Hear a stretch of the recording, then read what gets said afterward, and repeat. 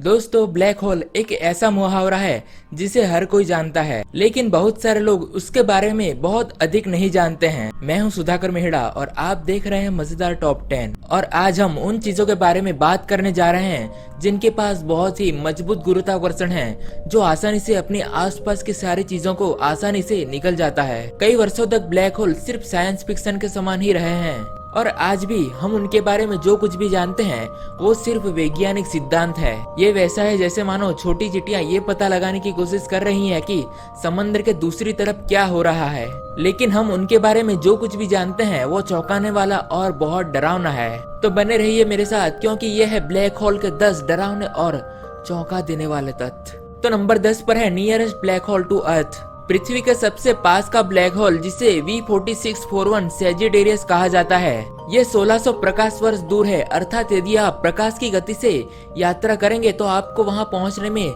1600 वर्ष लग जाएंगे।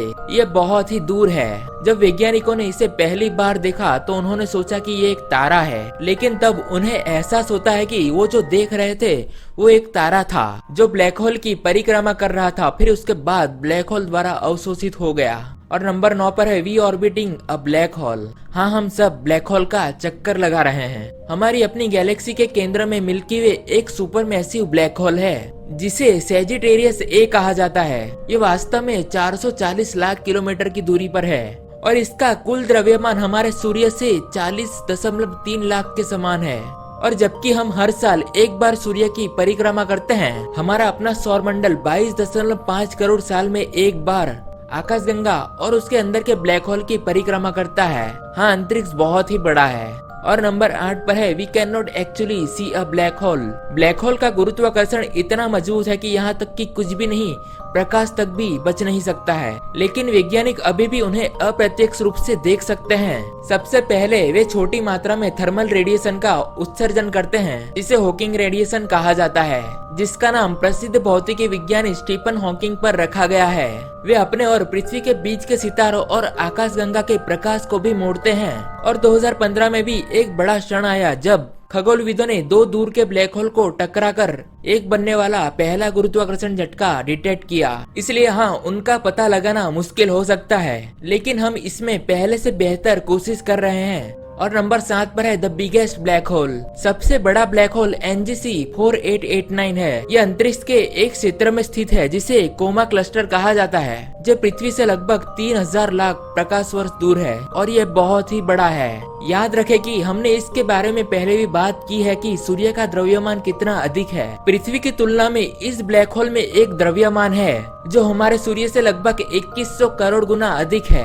हाँ, इसका व्यास 13,000 करोड़ किलोमीटर है। अब ये तो पूरी तरह से भयानक लगता है, लेकिन इन दिनों चिंता मत करो, क्योंकि NGC 4889 ब्लैक होल अभी गहरी नींद में बैठा है। और नंबर 6 पर है black holes born. Black holes तब पैदा होते हैं जब बड़े पैमाने पर तारे मरते हैं और एक दूसरे के अंदर समा जाते हैं, जो कि बड़े पैमाने पर होते हैं। हमारा सूर्य पृथ्वी के द्रव्यमान का लगभग 333,000 गुना बड़ा है। अब कोशिश करें और एक तारे को देखें जो हमारे सूर्य के आकार से 20 गुना है, जो मरने पर एक नया ब्लैक होल क्रिएट हो जाता है। तारे जब मरते हैं तो वो अस्थिर हो जाते हैं और छोटे छोटे टुकड़े में सिकुड़ जाते हैं। अपार गुरुत्वाकर्षण के प्राकृतिक दबाव को खत्म कर देता है और ये अपने आप ढहने लगता है और अंतरिक्ष में अपनी परतों को बाहर निकाल देता है। जो कुछ भी बचा है वो एक ऐसा क्षेत्र है जो बहुत ही छोटा घन पदार्थ है, जिसका कोई वॉल्यूम ही नहीं है, लेकिन फिर भी आप उन्हें ब्लैक होल कह सकते हैं। और नंबर 5 पर है ब्लैक होल्स इम्पैक्ट टाइम।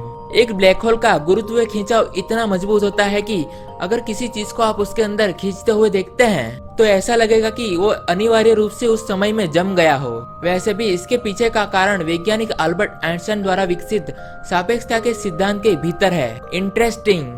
और नंबर 4 पर है anything can become a black whole. क्या आप जानते हैं कि कुछ भी तकनीकी रूप से ब्लैक होल बन सकता है? अब हम इसके बारे में बहुत सी बात की है कि तारे किस तरह से ब्लैक होल बन सकते हैं, लेकिन ऐसा इसलिए है कि वे ब्रह्मांड की एकमात्र ऐसी चीज है जिसके पास पर्याप्त द्रव्यमान है। लेकिन तकनीकी रूप से कुछ जिसमें द्रव्यमान हो वो ब्लैक होल बन सकता है। आपको बस इसे पर्याप्त रूप से कंप्रेस करना होगा।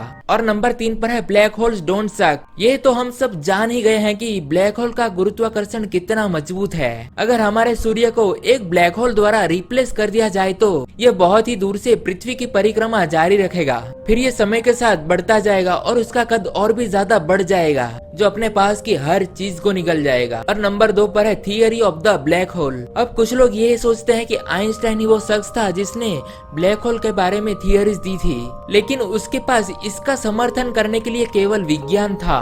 उन्हें पहली बार 1783 में एक अंग्रेजी खगोल शास्त्री जॉन मिशेल ने एक पत्र में उन्हें प्रस्तावित किया था। उन्होंने इस विचार के लिए कहा कि यदि प्रकाश गुरुत्वाकर्षण से प्रभावित होता है तो एक विशाल वस्तु में पर्याप्त गुरुत्वाकर्षण हो सकता है ताकि कोई प्रकाश खुद भी अपनी ध्रुव से बच ना सके। उन्होंने इस चीज को डार्क स्टार्स कहा और आज हम उन अवधारणा को ब्लैक होल्स के रूप में जानते हैं। जैसे कि हम जानते हैं कि जॉन मिशेल अपने समय से अविश्वसनीय रूप से काफी आगे थे। और फाइनली नंबर 1 पर है black holes could be used as resource. Black holes भविष्य में हमारे लिए ऊर्जा का स्रोत हो सकते हैं। ब्लैक होल के धार को इवेंट होराइजन के रूप में जाना जाता है और इससे कोई भी पदार्थ बच नहीं सकता।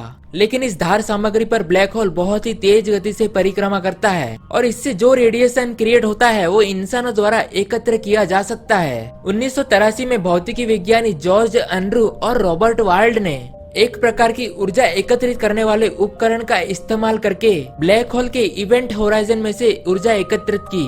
न्यूक्लियर फ्यूजन की तुलना में एक ब्लैक होल अपने द्रव्यमान से 14 गुना अधिक ऊर्जा में परिवर्तित करता है। कुछ लोग यहाँ तक कि कह रहे हैं कि इस ऊर्जा स्रोत से भविष्य के अंतरिक्ष यान को ब्रह्मांड में पहुंचाने के लिए तैयार किया जा सकता है। तो गाइस वीडियो यहीं तक था। इनमें से आपको कौन सा इंटरेस्टिंग लगा मुझे कमेंट में बताओ कि आप इस बारे में क्या सोचते हैं। हमेशा की तरह वीडियो देखने के लिए शुक्रिया। और जाने से पहले आपसे एक छोटी सी रिक्वेस्ट है, अगर अभी तक आपने इस चैनल को सब्सक्राइब नहीं किया है तो प्लीज जल्दी से इस चैनल को सब्सक्राइब कर लेना, ताकि मैं आपके लिए ऐसे ही मजेदार कंटेंट्स के साथ वीडियोस लाता रहूं। मैं हूं सुधाकर और मैं आपको नेक्स्ट वीडियो में मिलूंगा।